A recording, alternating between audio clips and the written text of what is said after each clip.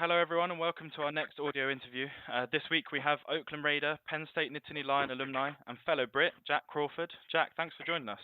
Yeah, that's no problem, man. No problem. It's a pleasure. So, Jack, I guess the first and most important question is, how does it feel being a drafted NFL player now? It's great, I mean, at first, it was almost like you couldn't believe it. It's like, it becomes like a dream, and then when it becomes a reality that you're going to get your opportunity to kind of compete at the highest level, it's kind of surreal. But, now I'm here, it's a job. And, you have to adjust quickly in order to keep your job. And so, it's very competitive. And, I'm having a good time here, man. Great teammates, great coaching staff. And, I'm just having a great time picking up this new defense. Prior to the announcement, did you have any kind of idea about where you might go in the draft or whether you would get drafted at all? I mean, I guess like a week from the draft, I thought I had an idea, but actually like a couple of days before the draft, the day of the draft, you get crazy kind of thoughts going through your head, and the way how the draft turns out is so unpredictable. So I honestly had no idea going into it. I knew a few teams that liked me, but I hadn't received any calls from anyone, the day of the draft or anything like that. So it was really kind of a surprise. I wasn't expecting it. That day, I was expecting it to get picked up, but I just didn't expect it to come, in the fifth round. So it was a pleasant surprise. So can you maybe describe the kind of feeling that went through your mind when you saw that phone ring in? I mean, it was crazy because my phone was face down, and I was sitting, watching the draft with my host family out here in America in New Jersey. Everyone was watching the draft. And it started to get a little worried because, it's getting like later in the round. It was like fifth round, and Oakland was on the clock. And I thought they already picked who the player they wanted. But, my phone started vibrating, and that was just, I looked at my phone and it said Oakland Raiders on it. And so I was just like, immediately I was like, I'm going to the Oakland Raiders. And I was just kind of stunned, it was like, I'm going to California. This is where my life's going to be now. How did the family react? Oh, they were going crazy. I mean, I was on the phone to the general manager, Reggie McKenzie, of the Oakland Raiders, and when it came up on TV, I was still on the phone to him, and my name came up on the TV, and everybody started cheering, and everybody started going crazy. I had to leave the house because it was too loud. I had to get out of the house. I can imagine all that hard work paid off in the end, right? Yeah, man, definitely. It was it's crazy, just how it paid off, and everything I've been working for, and now it's, I'm in a good position again to try and, improve myself. You mentioned it becoming more of a job now. How has the transition from Pennsylvania to Oakland affected you, or what are some of the main differerences you found so far? It's just like, like I said, being a job, it's like, you have certain responsibilities. I mean, at Penn State, you're a student, as well as an athlete, and, there's exceptions. You might miss a meeting because you have a test, but, out here, there's nothing but, football. That's what it is for me. I'm concentrating. Like, when I go home and study, it's not to do homework. I study my playbook. I study my defenses.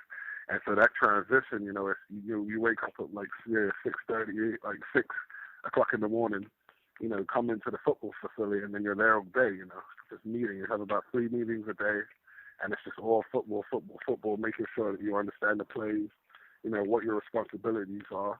And, it's very, intense, and, in terms of just the meetings and it being like a job, if you're late to a meeting, you're fined thousands and thousands of dollars. So, you could be fined like $20,000 or something to be late to a meeting. So it's definitely a job, and, now, you're getting paid for it. So it's just a little different, in terms of what they expect from you and how you have to perform. So helping those time management skills there, right? Yeah, exactly. When you hear some of the numbers about, if your phone goes off in a meeting or if you're late to a meeting, then, that's when you start to realize that, it's not like college where you run a little bit late to a meeting or something. It's like, you have to be there. You're not going to make that mistake. So Oakland have got a massive fan base, die-hard fan base. Have you had any chance to meet any of the Raider Nation yet? Not so much. I mean, they, like you said, they're all over the country.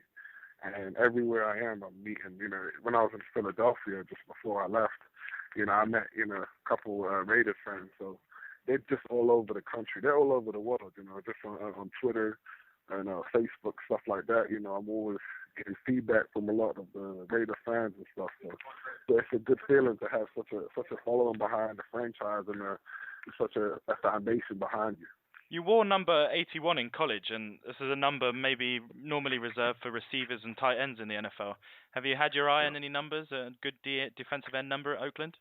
Well, they assigned me to 91 before I got here, and I mean that was the number I wanted. Actually, that was the number I originally wanted going into college, but that was taken by Jared Odrick, so I wore 81 just because that was my number. That was my locker number in high school, and T.O. was my favorite player at one point, so it was there. 81 was definitely, that was my number in college, but then 91, it was a great number, and that was the number I was hoping for.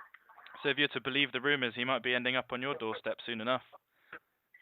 yeah, I know. I mean, I don't know anything about that, so can't really comment on it. But, it's just trying to take it one day at a time. Now, a bit more about you personally. You were born and raised in London. Some people might pick up on the London twinge in the accent. But you moved to America to try and make it in a different sport, basketball. So firstly, how do you feel like growing in London sets you aside from the other players?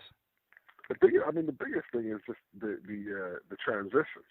To go through that transition at a young age, kind of went through it, by myself in terms of, none of my friends were out here. I had no family out here, so I went through that transition at such a young age. That was what kind of made me grow, made me mature. And, if it wasn't for that, I wouldn't be able to I don't think I'd be where I am today, just because the simple fact that when you move to a different environment with no friends, no family, you kind of focus on what you want to do in life. You kind of focus that much more on your goal, and that's kind of really what got me. When I came over here, I was so focused on basketball that all I was doing was just practicing every day, and I think that's the main asset which kind of set me aside, is that I realized that the resources are here, just to kind of work and push yourself as hard as possible. And if you can take advantage of that, and, set aside the time to do what you have to do to get better, then that's kind of that's really what that's what sets you aside. But a lot of people, it's hard. People get caught up in different things, and I didn't, like I said, I had no friends, no family, so it was kind of one of those things where coming over, basketball was all I had, and then that kind of transitioned over to football when I started to get interested in football.